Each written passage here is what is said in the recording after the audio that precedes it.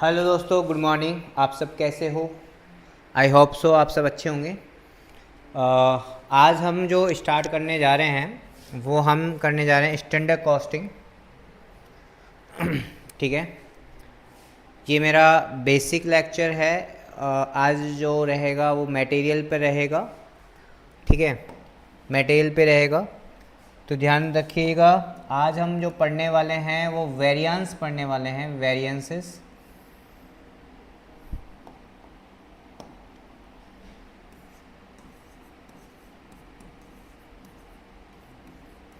Variances है ना। Variances कहाँ कहाँ मिलता है वो आपको मैंने रेगुलर क्लासेस में बताया था। एक तो वेरिएंसेस आपको देखने को मिलेगा कॉस्ट बेस वेरिएंस। एक तो आपको कॉस्ट बेस वेरिएंस मिलेगा,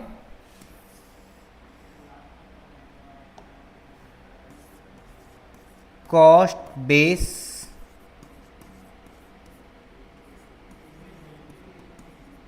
वेरिएंस। ठीक है, एक आपको देखने को मिलेगा revenue base variance. Revenue base variance. ठीक है, सबसे पहले हम कॉस्ट बेस वेरिएंसेस देख लेते हैं, है ना। सबसे पहले हम कॉस्ट बेस वेरिएंसेस देख लेते हैं, फिर अपन कंप्लीटली हम कॉस्ट बेस वेरिएंसेस पढ़ लेते हैं ना। तो देखिएगा, यहाँ पर मैं कॉस्ट बेस जब वेरिएंसेस पढ़ा रहा हूँ तो मैं आपको यहाँ पर 3 बॉक्स बना रहा हूँ। 3 बॉक्स मैं आपको बना रहा हूँ। ठीक है, रेवेन्यू बेस को तो मैंने अलग कर दिया ना। मैं यहाँ पर कॉस्ट बेस पर 3 बॉक्स बना रहा हूँ। ठीक है, कॉस्ट बेस में आपके हैं मटेरियल कॉस्ट वेरिएंस। ठीक है, एक है आपका लेबर कॉस्ट वेरिएंस,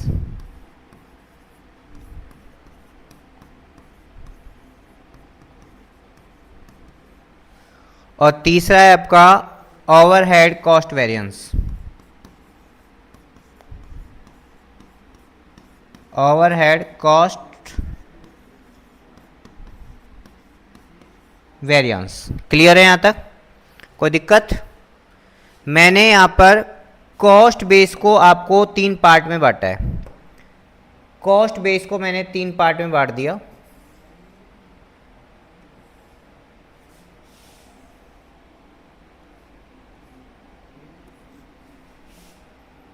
मैंने कॉस्ट बेस को 3 पार्ट में बांटा है क्योंकि आपके कोई भी प्रोडक्ट अपन बनाते हैं उसके 3 एलिमेंट होते हैं। एक तो होता है मटेरियल कॉस्ट, दूसरा होता है लेबर कॉस्ट, और तीसरा होता है ओवरहेड। ठीक है, अब आपको ज़्यादा क्लियर दिखाई दे रहा है? ठीक है, देखो, मटेरियल कॉस्ट वेरिएंस के भी हम पार्ट पढ़ने वाले हैं और लेबर कॉस्ट वेरिएंस के भी हम पार्ट पढ़ेंगे और ओवरहेड कॉस्ट वेरिएंस के भी हम पार्ट पढ़ने वाले हैं। तो इसका पूरा चार्ट हम एक बार बना लेते हैं ना। इसका एक बार चार्ट हम पूरा बना लेते हैं। देखिएगा, सबसे पहले मैं मटेरियल कॉस्ट वेरिएंस के आधार पर डिवाइड कर रहा हूँ। यहाँ पर आपके मटेरियल कॉस्ट वेरिएंस के आधार पर 2 टाइप के होते हैं। ठीक है, मटेरियल कॉस्ट वेरिएंस आपके 2 टाइप के होते हैं। एक तो होता है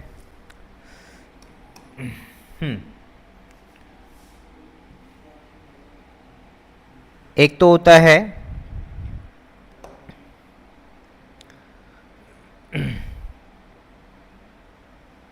देखो, यहाँ पर मैं ऐसे बना देता हूँ।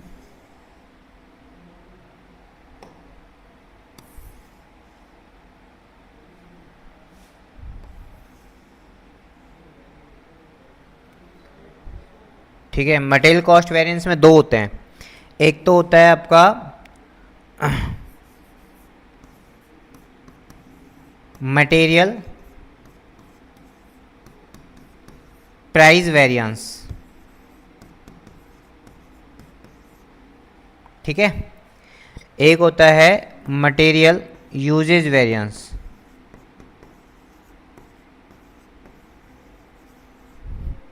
मटेरियल यूजेज वेरिएंस, ठीक है। एक होता है मटेरियल प्राइस वेरिएंस, एक होता है मटेरियल यूजेज वेरिएंस, ठीक है। बात समझ में आई? क्लियर है? ये मटेरियल कॉस्ट वेरिएंसेस के अपन पढ़ रहे हैं पहले, है ना, मटेरियल कॉस्ट वेरिएंसेस के। Material price variance, material usages variance, material usages variance, ठीक है। हाँ जी।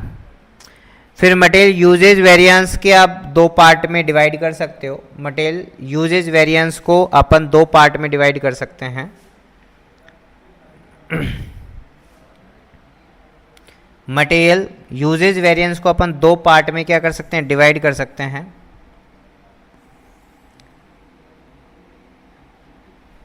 ठीक है,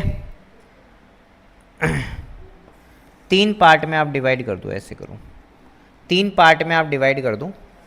एक तो लिख दो material material material mix variances, material mix variances, ठीक है। एक होता है मटेरियल, एक होता है मटेरियल सब यूजेज वेरिएंस, ठीक है। और एक होता है material yield variance, material yield variance,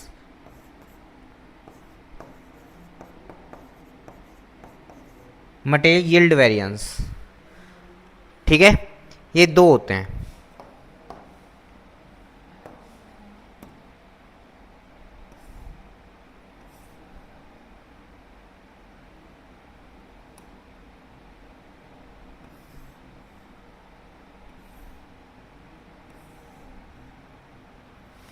लो भैया, मटेरियल कॉस्ट वेरिएंस अपना कंप्लीट बन चुका है, मटेरियल कॉस्ट वेरिएंस अपना कंप्लीट बन चुका है। सबसे पहले आपका, अब देखो मैं थोड़ा सा यहाँ पर दिखाऊं आपको कंप्लीटली, जो मैंने अभी तक बनाया है वो ये बनाया है, मैंने ये बनाया है मटेरियल वेरिएंसेज में मैंने दो बनाए हैं आपको, एक तो मटेरियल कॉस्ट वेरिएंस, एक बनाया है मटेरियल रेवेन्यू वेरिएंस, है ना। फिर मैंने आपको बताया है कॉस्ट वेरिएंस में तीन, material cost variance, labour cost variance और ओवरहेड कॉस्ट वेरिएंस।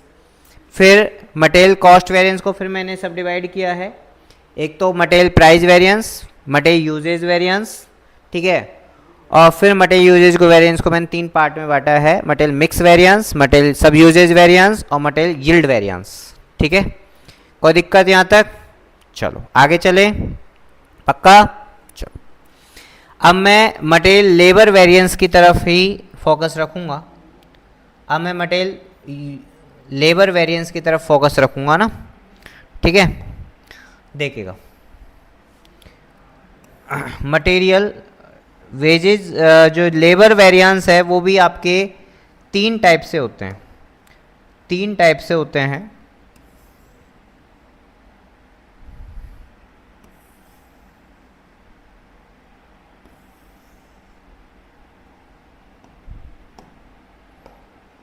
सबसे फर्स्ट है लेबर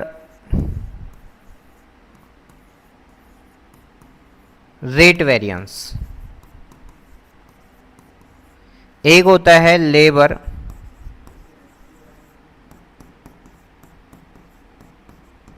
आइडल टाइम वेरिएंस, एक होता है लेबर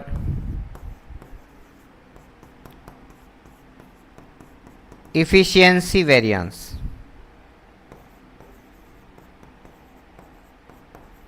ये तीन होते हैं, ठीक है। लेबर रेट वेरिएंस,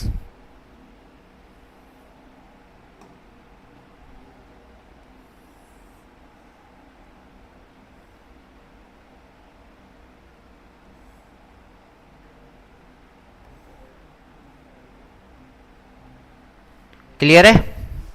लेबर में 3 होते हैं, labour rate variance, labour idle time variance, labour efficiency variance.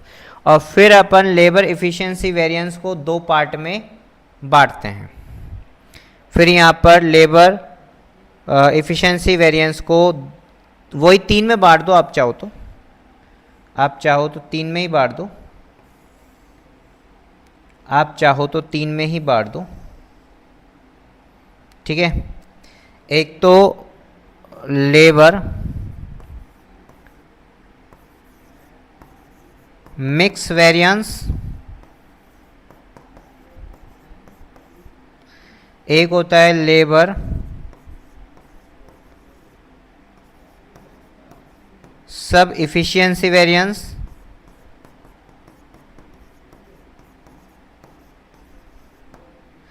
एक होता है लेबर यील्ड वेरिएंस। अभी किंतु परंतु कुछ नहीं करोगे, मैं आपको सब कुछ क्लियर कर दूंगा ना, सब कुछ क्लियर कर दूंगा। अभी किंतु परंतु कुछ नहीं कि सर हमारी बुक में तो है ही नहीं ये, किंतु परंतु अभी के लिए छोड़ दो, पहले बस नोट डाउन करो, है ना। सबका रीजन के साथ अपन बात करेंगे। अब मैंने लेबर वेरिएंस को भी कंप्लीटली नोट डाउन कर लिया है। अब यदि आपको चार्ट में देखना है तो ऐसे देखने को मिलेगा आपको, यदि अभी तक का आपको फुल चार्ट देखना है तो ऐसा आपको देखने को मिलेगा, ये ऐसे आपको देखने को मिलेगा। अभी आपको ऐसा देखने को मिलेगा ही,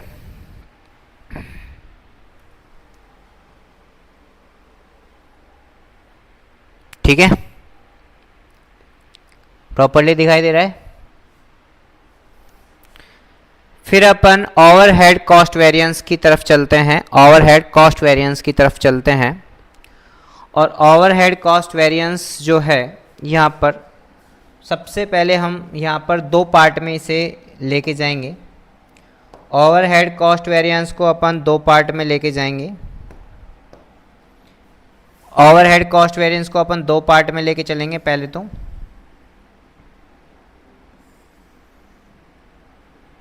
ठीक है, अब मैं ओवरहेड की तरफ थोड़ा सा फोकस रख रहा हूँ, बाकी सबको मैं हाइड कर दिया।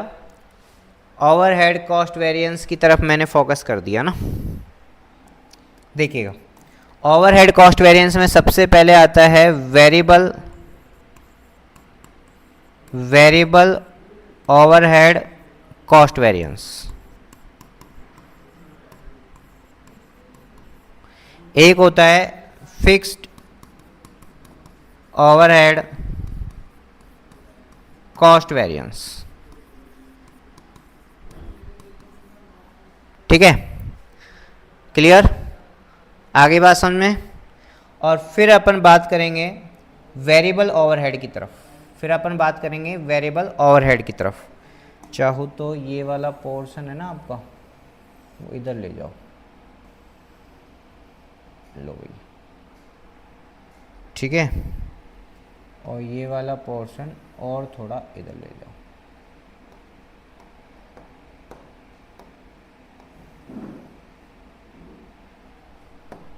ठीक है, यहां पर क्लियर है? हाँ जी। फिर वेरिएबल ओवरहेड को फिर अपन कितने पार्ट बांटेंगे? 2 पार्ट में बांटेंगे। वेरिएबल को फिर अपन 2 पार्ट में बांटने वाले हैं। वेरिएबल वाले पोर्शन को, ओनली वेरिएबल वाले पोर्शन को अपन 2 पार्ट में बांट रहे हैं।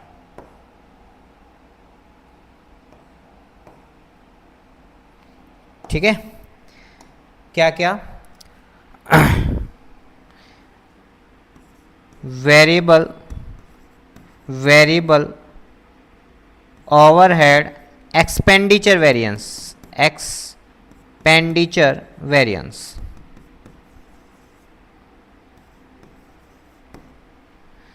एक होता है वेरिएबल ओवरहेड इफिशिएंसी वेरिएंस। ये हमारा ये वेरिएंस भी 2 पार्ट में चले गया।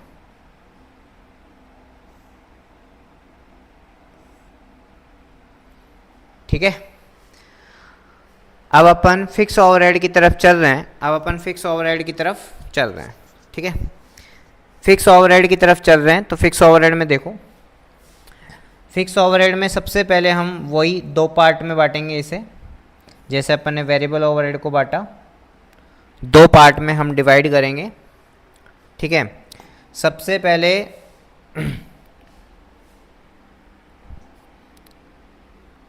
हाँ जी, यहाँ तक अपन क्लियर है ना सब कुछ तरीके से। हाँ, यहाँ पर करेंगे अपन फिक्स्ड ओवरहेड एक्सपेंडिचर वेरिएंस।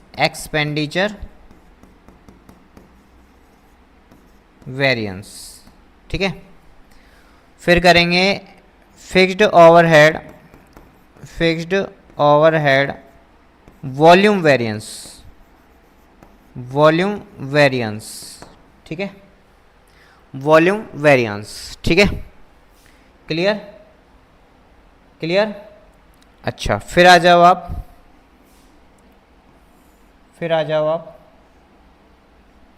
ये दो पार्ट में हमने बांट दिया है ना। अब हम फिक्स्ड ओवरहेड को दो पार्ट में फिर बांटने के लिए जा रहे हैं। फिक्स्ड ओवरहेड को दो पार्ट में, एक तो हमारा है fixed overhead efficiency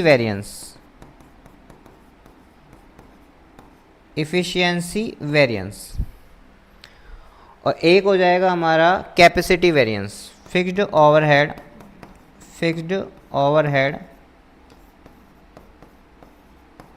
capacity variance.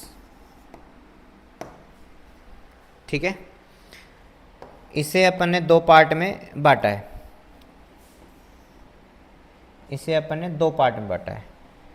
अभी तो अपना और भी फिक्स्ड ओवरहेड कैपेसिटी वेरिएंस को भी दो पार्ट में बांटना है। एक तो है अपना fixed overhead revise capacity, fixed overhead revise capacity, fixed overhead revised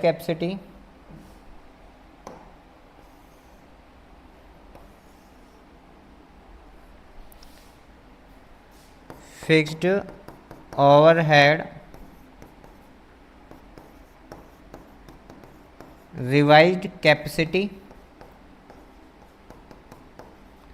एक है अपना फिक्स्ड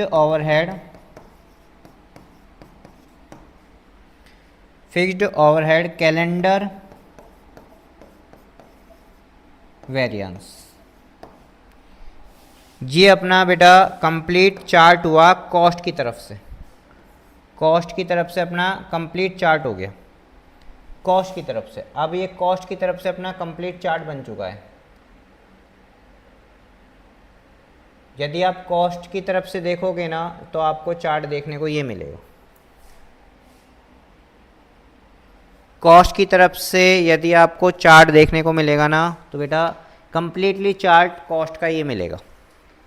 आपको दिखाई दे रहा भी होगा, ऐसी बात नहीं है। ठीक है, एक बार आप नोट डाउन करो।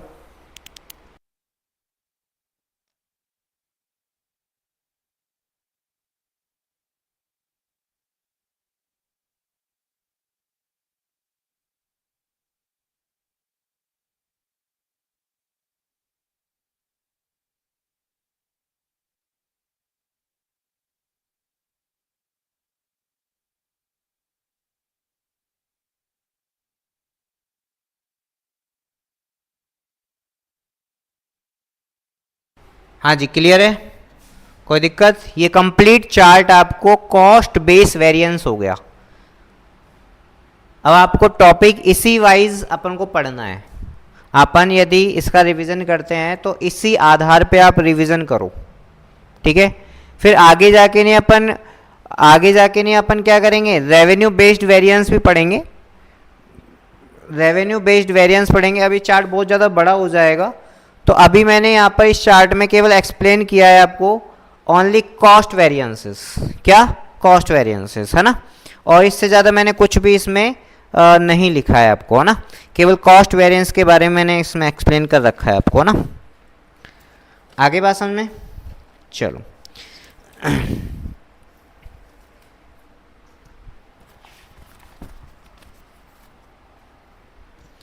हाँ जी, अब अपन सबसे पहले मटेरियल कॉस्ट वेरिएंस पढ़ लेते हैं। सबसे फर्स्ट अपना फोकस रहेगा मटेरियल कॉस्ट वेरिएंस को पढ़ना, ठीक है, क्योंकि कॉस्ट वेरिएंस में अपने 3 बात करी थी, एक तो मटेरियल कॉस्ट वेरिएंस की, लेबर कॉस्ट वेरिएंस की, ओवरहेड कॉस्ट वेरिएंस की। तो सबसे पहले अपन मटेरियल कॉस्ट वेरिएंस की बात कर रहे हैं, है ना।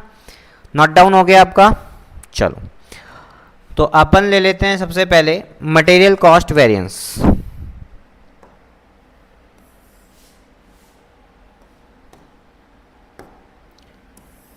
सबसे पहले अपन ले रहे हैं यहां पर material cost variance. Material cost variances, ठीक है। सबसे पहले जब भी हम मटेरियल कॉस्ट वेरिएंस की बात करते हैं तो हमें ये देखना होता है, वेरिएंस का मतलब कुछ ना कुछ डिफरेंस आ रहा है। वेरिएंस का मतलब कुछ ना कुछ आपके इसमें डिफरेंस आ रहा है। तो डिफरेंस का रीजन क्या है, डिफरेंस के रीजन्स क्या है, डिफरेंस के रीजन्स क्या है, क्या रीजन्स है जिसकी वजह से आपके स्टैंडर्ड और एक्चुअल में क्या आ रहा है, डिफरेंस आ रहा है, ठीक है। एक्चुअल और आपके उसमें डिफरेंसेस आ रहे हैं, ठीक है। तो यहाँ पर अपन इस रीजन्स को 2 पार्ट में बांटेंगे, एक तो कंट्रोल्ड रीजन, एक अनकंट्रोल्ड रीजन। एक तो है कंट्रोल्ड रीजन, एक है अनकंट्रोल्ड रीजन। सबसे पहले अपन अनकंट्रोल्ड रीजन की बात कर रहे हैं। सबसे पहले अपन किसकी बात कर रहे हैं, अनकंट्रोल्ड रीजन की बात कर रहे हैं। फिर अपन किसकी बात करेंगे, फिर अपन कंट्रोल्ड रीजन की बात करेंगे जो आपके कंट्रोल में था। कंट्रोल्ड रीजन की बात करेंगे फिर जो आप उसे कंट्रोल कर सकते थे, ठीक है, कंट्रोल कर सकते थे, ठीक है। सबसे पहले मैं कंट्रोल रीजन का पूरा चार्ट बना रहा हूँ, ठीक है। इसमें फर्स्ट पॉइंट लिख रहा हूँ, कंट्रोल रीजन का फर्स्ट पॉइंट लिखो, अनकंट्रोल का फर्स्ट पॉइंट लिखो, change in price of material. Change in price of material. भाई आपके कंट्रोल में है क्या, मार्केट में आपके मटेरियल की प्राइस इंक्रीज हो गई, इन्फ्लेशन हो गई, क्या आपके कंट्रोल में है क्या, इन्फ्लेशन आपके कंट्रोल में है क्या भैया, है तो बता दो, मोदी जी के पास भेज दे आपको, ठीक है। सेकंड रीजन है पेंडेमिक इफेक्ट।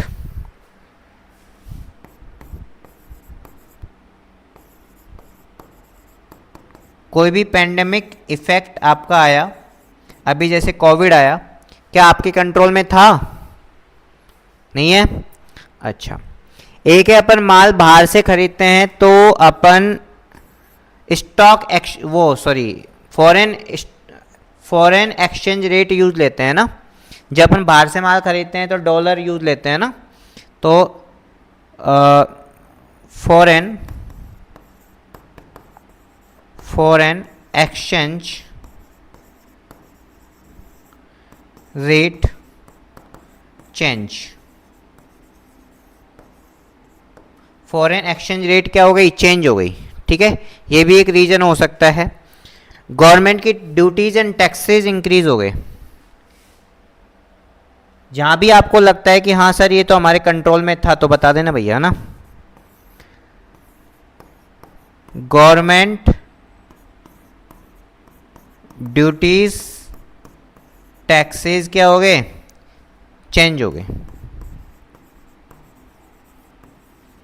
इंक्रीज डिक्रीज जो भी है ना, आगे बात समझे, इंक्रीज डिक्रीज जो भी है, मैं आपको इंक्रीज हुई है तो उसका इफेक्ट क्या पड़ेगा वो तो आप जानते हो, और डिक्रीज होगी तो क्या इफेक्ट पड़ेगा। वेरिएंसेस दोनों ही होते हैं, पॉजिटिव और नेगेटिव भी, है ना। आपने कोई चेंज इन टेक्नोलॉजी के अकॉर्डिंग आपके चेंज इन प्रोडक्ट डिजाइन,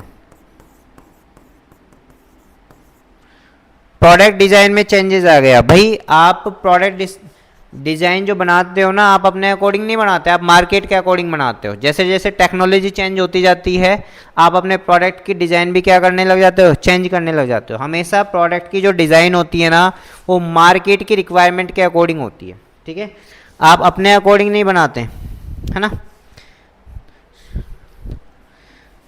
फिर है आपका नेक्स्ट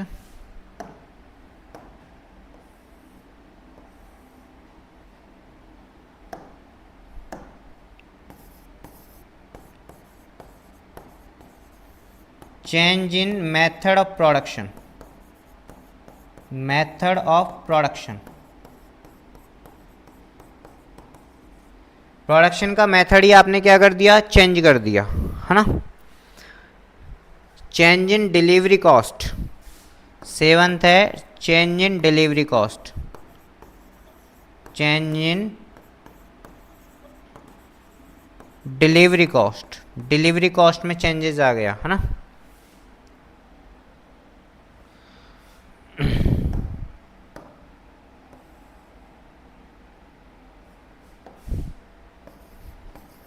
और लास्ट एंड फाइनल है purchase of substitute. Purchase of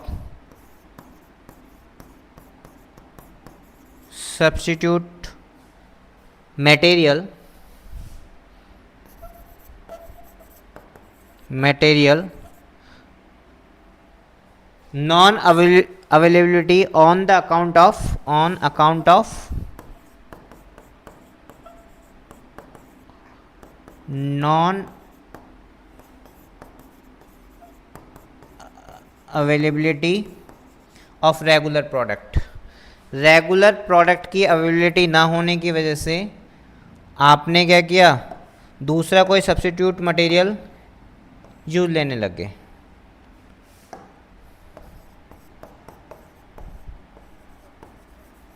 regular material, regular material आपके नहीं अवेलेबल होने के कारण, इजीली अवेलेबल नहीं हो पाया।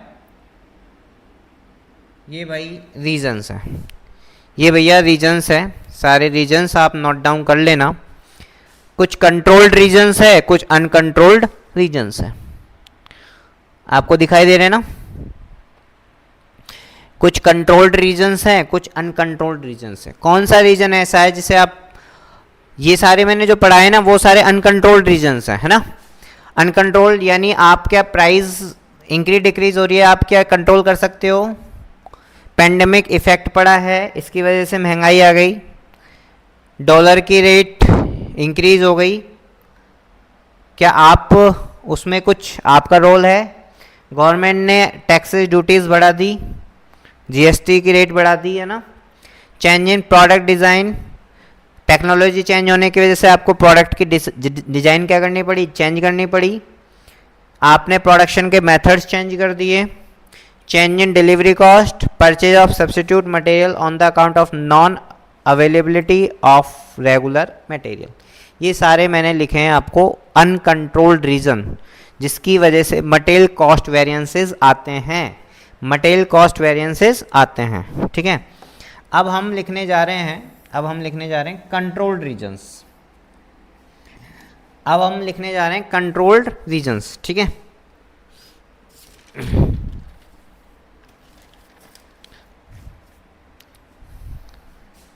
लिखो, सबसे फर्स्ट है lack of knowledge, lack of knowledge of market. Market की आपको नॉलेज नहीं है भैया, ठीक है।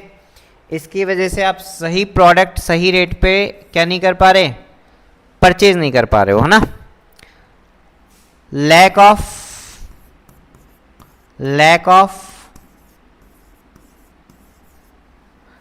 ऑफ बार्गेनिंग स्किल, आप में बार्गेनिंग स्किल्स नहीं है, ठीक है।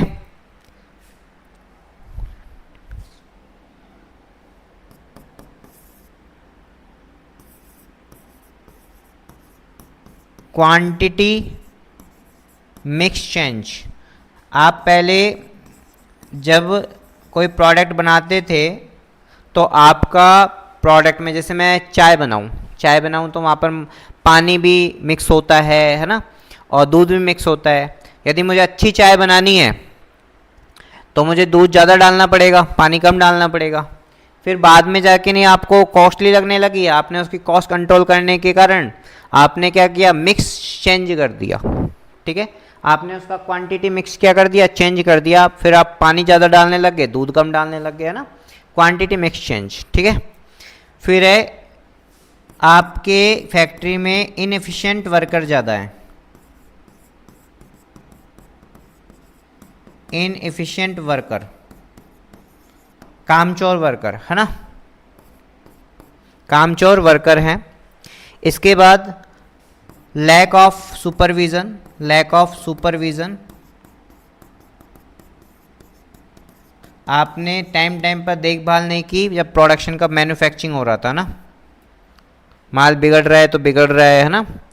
आपके प्लांट में डिफेक्ट है, defect on plant and machinery, plant and machinery में आपके डिफेक्ट है। ठीक है, और आपने चैप्टर पढ़ा है ना इकोनॉमिक ऑर्डर क्वांटिटी, यहां पर अनइकोनॉमिक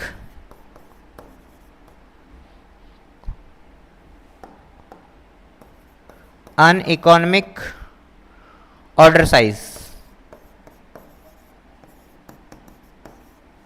आपने अनइकोनॉमिक ऑर्डर साइज दे दिया, खरीदने का आपने अनइकोनॉमिक ऑर्डर साइज दे दिया।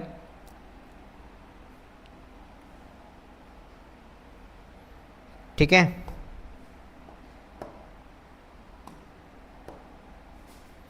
और एक लास्ट और लिख लो इसमें,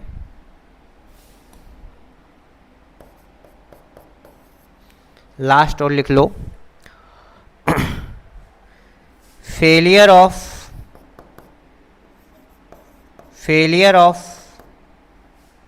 टेक एडवांटेज ऑफ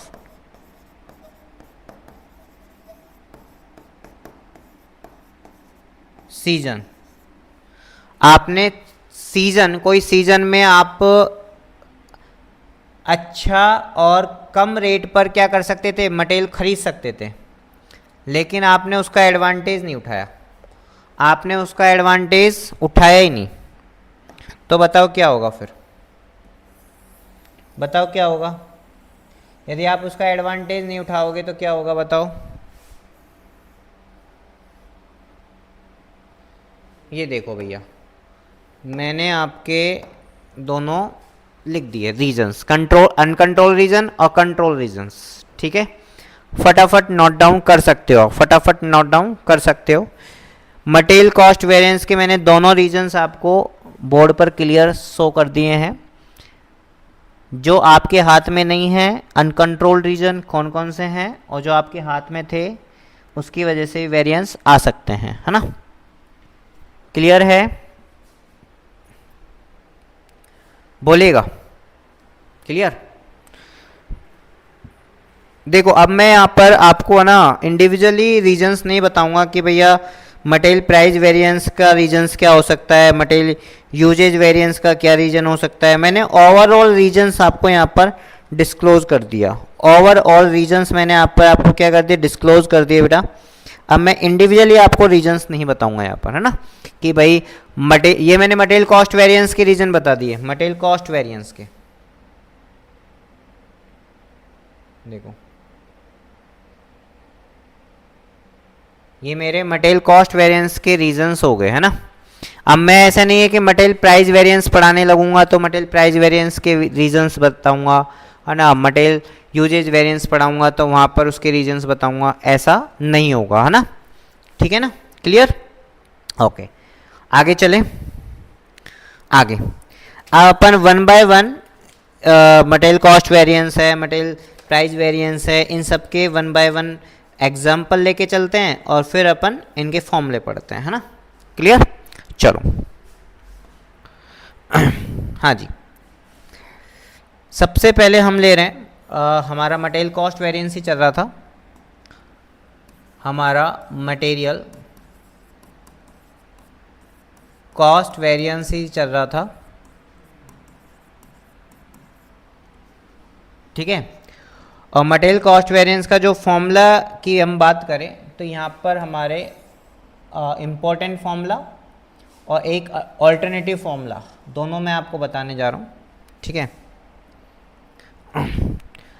हमारा फॉर्मूला है, यदि हम फॉर्मूले की बात करें तो हमारा फॉर्मूला यही है, total standard cost minus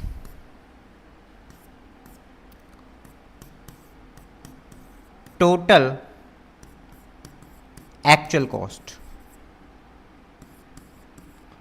total standard cost minus total actual cost, ठीक है। अब टोटल स्टैंडर्ड कॉस्ट का मतलब क्या होता है, TSC का मतलब क्या होता है, TSC का मतलब होता है standard quantity multiply standard price, और TAC का मतलब क्या होता है, टोटल एक्चुअल कॉस्ट का मतलब क्या होता है, actual quantity multiply actual price.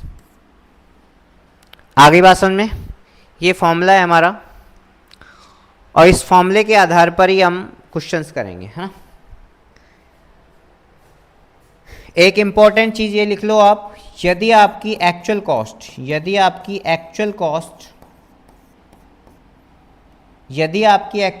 ज़्यादा आई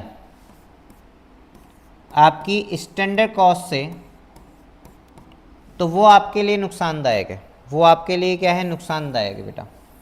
वो आपके लिए क्या है, नुकसानदायक है। वो आपके लिए नुकसानदायक है।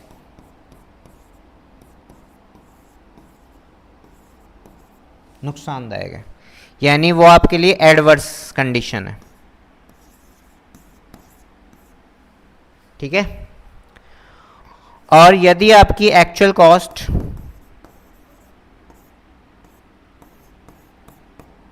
कम है आपकी स्टैंडर्ड कॉस्ट से, तो ये आपके फायदे का काम है, ये आपका फायदे का काम है। और फायदे का मतलब फेवरेबल कंडीशन है,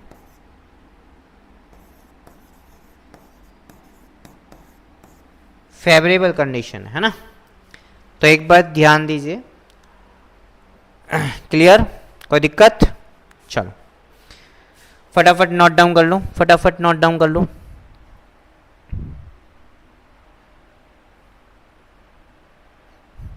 कर लिया। आगे चलें, एक एग्जाम्पल के साथ हम समझने की इसको कोशिश करते हैं ना, एक एग्जाम्पल के साथ हमें इससे समझने की कोशिश करते हैं, ठीक है। चलो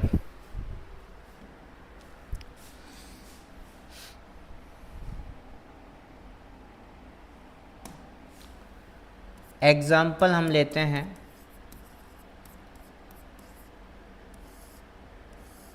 आपने कभी मिल्क केक खाया है? मिल्क केक, आपको पता है जब मिल्क केक बनाते हैं ना तो उसमें अपन 10 लीटर जब मिल्क यूज़ लेते हैं ना तो 1 किलो मिल्क केक बनता है। जब अपन 10 लीटर दूध यूज़ लेते हैं ना जब वो 1 किलो मिल्क केक बनता है, ठीक है, अप्रॉक्स। तो ध्यान रखना, मैं एग्जाम्पल मिल्क केक्स के साथ यहाँ पर दे रहा हूँ आपको। मिल्क केक हमारे अलवर का सबसे फेमस है मिल्क केक, ठीक है, अलवर का सबसे फेमस है मिल्क केक, ठीक है। देखिएगा यहां पर मैं एग्जांपल ले रहा हूं स्टैंडर्ड का, ठीक है, स्टैंडर्ड का।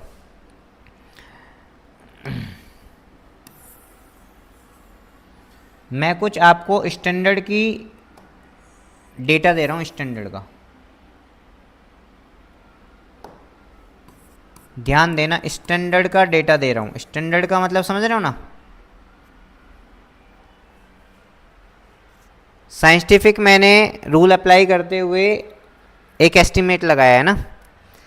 तो यहाँ पे दो चीज़ है कि मैंने जब मिल्क केक बनाया तो मैंने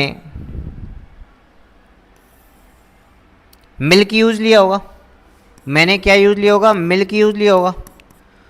तो मेरा एस्टिमेट ये कहता है कि भैया आप 200 लीटर, आप जब 200 लीटर मिल्क यूज़ लेते हो, जब 200 लीटर मिल्क यूज़ लेते हो तो उस केस में आपका जो आउटपुट है ना, ये आपने इनपुट लगाया है, ये आपने क्या लगाया? इनपुट लगाया है। ये आपने क्या लगाया? Input 200 litre.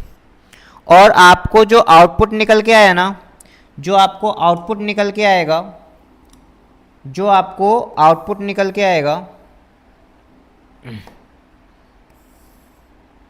ठीक है, जो आपको आउटपुट निकल के आएगा वो आउटपुट आपको 100 लीटर ही निकल के आएगा, 100 ही निकल के आएगा, 100 ही निकल के आएगा, 100 kg ही निकल के आएगा। आगे बात समझ में? और 1 लीटर मिल्क आता है मान लो 4 रुपये पर लीटर, तो इसको पता है क्या बोलेंगे? इसको बोलेंगे SQ, स्टैंडर्ड क्वांटिटी, इसको बोलेंगे SP। क्लियर? ये मैंने स्टैंडर्ड की आपको बात बताई है यदि मिल्क केक बनाता हूँ तो। लेकिन जब एक्चुअली में जब मैं बनाने गया, मिल्क केक बनाने गया, तो मेरी एक्चुअल कंडीशन पता है क्या थी? एक्चुअल कंडीशन क्या थी? मेरी एक्चुअल कंडीशन थी मेरी एक्चुअल कंडीशन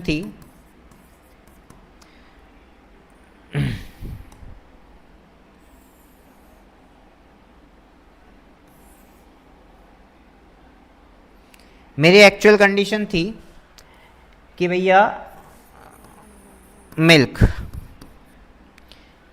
कि मैंने 600 लीटर मिल्क खरीदा 3 रुपये पर लीटर के हिसाब से, 3 रुपये पर लीटर के हिसाब से, है ना। ये मेरा इनपुट है, ये मेरा क्या है? इनपुट है, ये मेरा इनपुट है, ये मेरा क्या रहा? इनपुट रहा। और आपको पता है आउटपुट कितना निकल के आया? आउटपुट कितना निकल के आया? आउटपुट निकल के आया 200 किलो, 200 kg मेरा मिल्क केक निकल के आया। ये मेरा एक क्वेश्चन है, ये बेटा मेरा एक क्वेश्चन है ना। मैंने आपको बहुत इजी वे में आपको समझा रहा हूँ इस क्वेश्चन को कि मिल्क केक, पहले तो आप मिल्क केक देखो, मिल्क केक होता क्या है। अलवर का बहुत फेमस है, समझ में आ जाएगा। मैंने स्टैंडर्ड लगाया, मैंने सोचा कि भैया मैं 100 kg यदि मिल्क केक बनाना चाहूँ तो उसके लिए मुझे 200 लीटर दूध डालना पड़ेगा कढ़ाई में, ठीक है, और फिर वो कढ़ाई चलानी पड़ेगी और उससे मुझे 100 किलो मिल्क केक निकलेगा।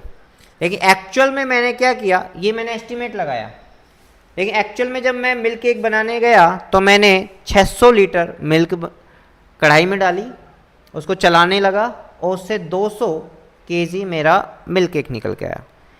बताओ क्या मैं इससे जो मेरी कॉस्ट आने वाली है, इससे यदि मैं टोटल कॉस्ट निकालना चाहूँ, यदि मैं टोटल कॉस्ट निकालना चाहूँ, टोटल स्टैंडर्ड कॉस्ट निकालना चाहूँ, तो इससे क्या आएगी? 200 × 4 800।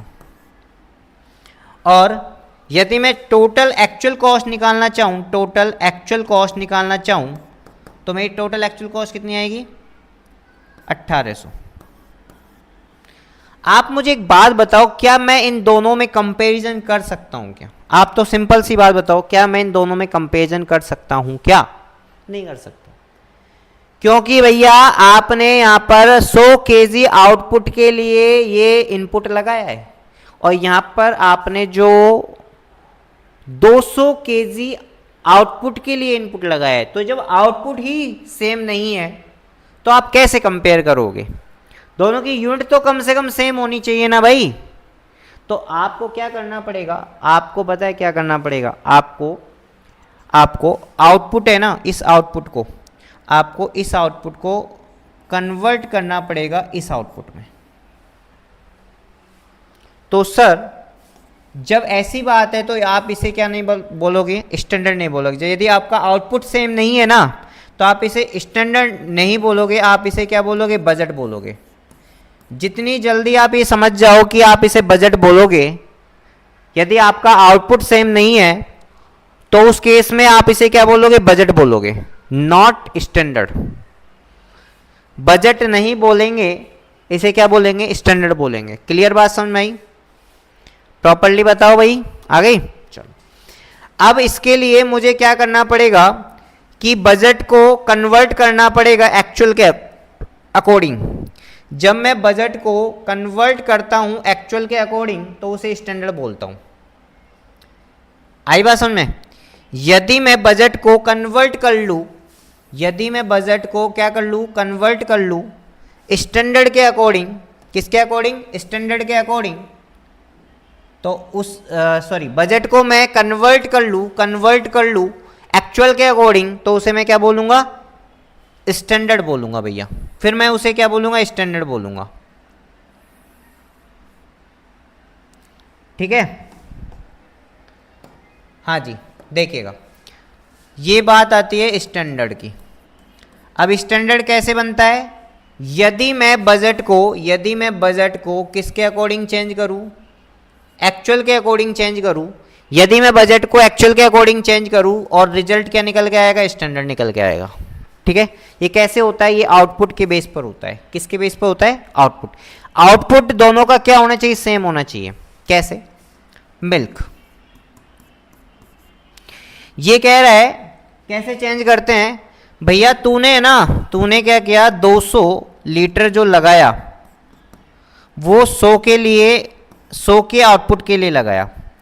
आपने जो 200 का इनपुट लगाया था वो 100 के आउटपुट के लिए लगाया। आप ना एक्चुअल के आउटपुट के लिए कितना इनपुट लगाओगे वो निकालो। एक्चुअल आउटपुट कितना है, 200। तो भैया आपको कम से कम कितना इनपुट लगाना पड़ेगा, 400 लीटर का लगाना पड़ेगा। आपको 400 लीटर का लगाना पड़ेगा भैया, 400 लीटर का। ठीक है भैया, 400 लीटर मिल्क लगाऊंगा।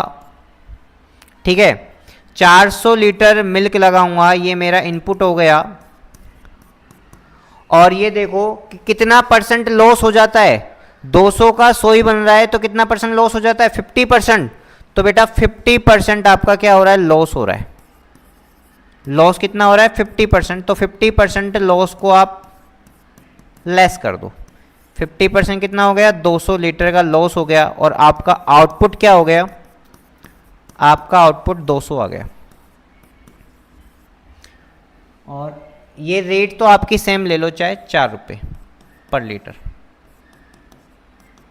बताओ भैया समझ में आया कि नहीं है? सबसे बड़ी चीज यही होती है कि पहले आप बजट को एक्चुअल के अकॉर्डिंग कन्वर्ट करो, बजट को एक्चुअल के अकॉर्डिंग कन्वर्ट करो, जब जाके नहीं उसे स्टैंडर्ड बोलेंगे। ठीक है? और हमेशा कंपैरिजन जो होता है वो हमेशा किसका होता है, एक्चुअल और स्टैंडर्ड का होता है, एक्चुअल और बजट का नहीं होता है। और बजट का कैसे पता चलेगा कि वो बजट है, वो बजट तब पता चलेगा यदि आपका आउटपुट सेम नहीं है। एक्चुअल का और स्टैंडर्ड का यदि आउटपुट सेम नहीं है तो हम उसे स्टैंडर्ड नहीं, हम उसे बजट बोलेंगे। पहले बजट को आप एक्चुअल के आउटपुट के बराबर लेके आओ, तभी हम उसे क्या बोलेंगे, स्टैंडर्ड बोलेंगे। तो हम एक्चुअल का आउटपुट 200 लीटर और स्टैंडर्ड का भी 200 लिया है, तो हम अब इसे क्या बोलेंगे, अब हम इसे क्या बोलेंगे, स्टैंडर्ड बोलेंगे।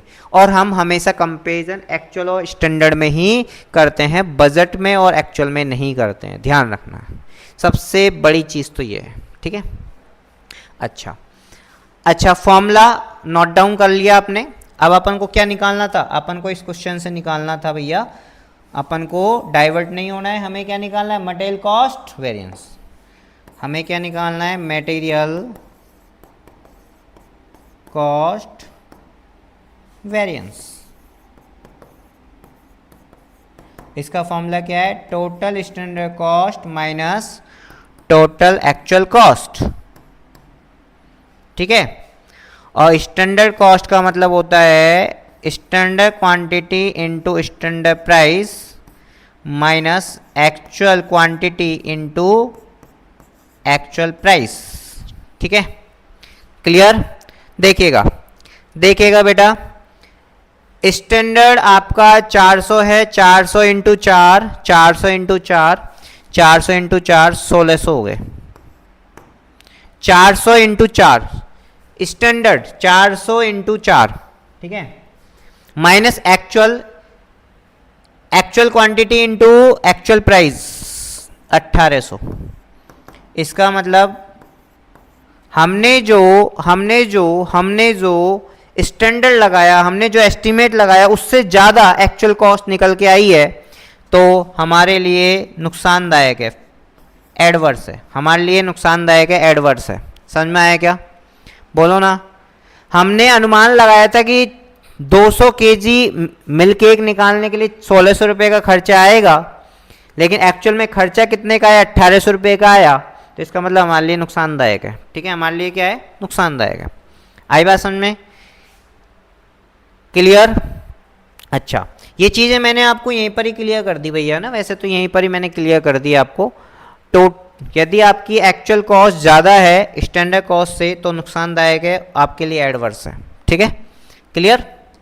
चलो, समझ में आया क्या, अरे बोलो ना, आया पक्का, कोई दिक्कत। चलो, तो आज के लिए इतना ही। ठीक है, आज के लिए इतना ही। आगे कल अपन और क्वेश्चंस के साथ प्रैक्टिस करेंगे। थोड़ा सा आप ध्यान दीजिएगा इन क्वेश्चनों पर। ठीक है, वापस एक बार रिवाइज करो। ठीक है, ओके।